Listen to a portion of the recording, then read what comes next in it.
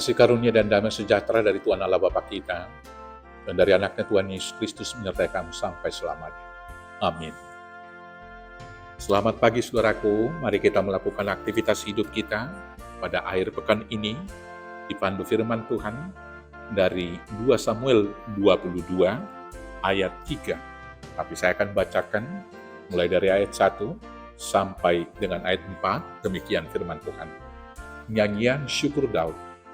Daud mengatakan perkataan nyanyian ini kepada Tuhan pada waktu Tuhan telah melepaskan dia dari cengkeraman semua musuhnya dan dari cengkeraman Saul.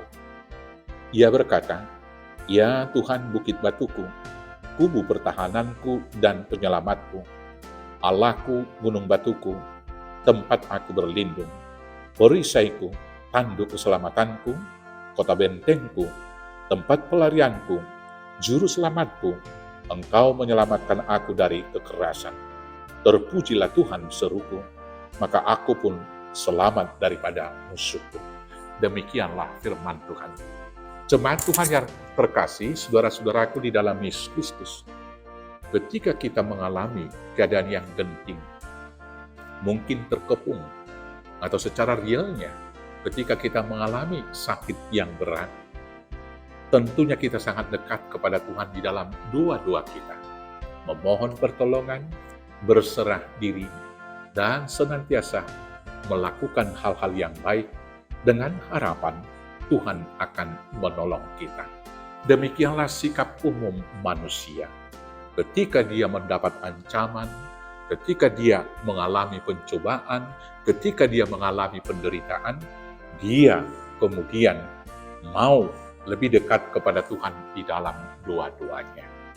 Tetapi ada banyak orang setelah lewat kemalangan itu, setelah lewat penderitaan, setelah lewat sakit penyakit, setelah lewat kemiskinan itu, kemudian dia lupa kepada Tuhan.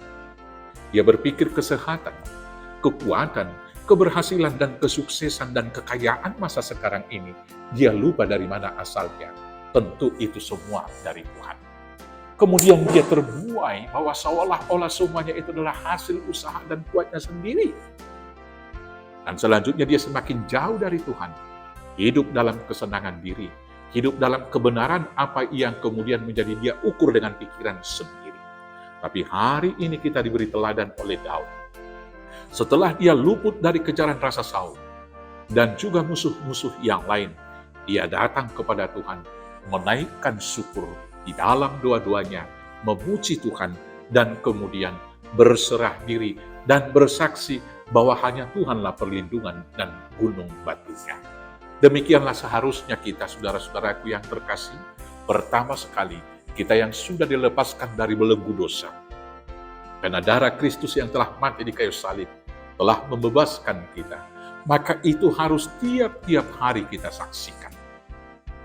Karena kasih sayang Yesus yang telah menyediakan tempat yang kekal bagi kita di Yerusalem yang baru, itu juga harus kita ingat dan kita saksikan terus-menerus.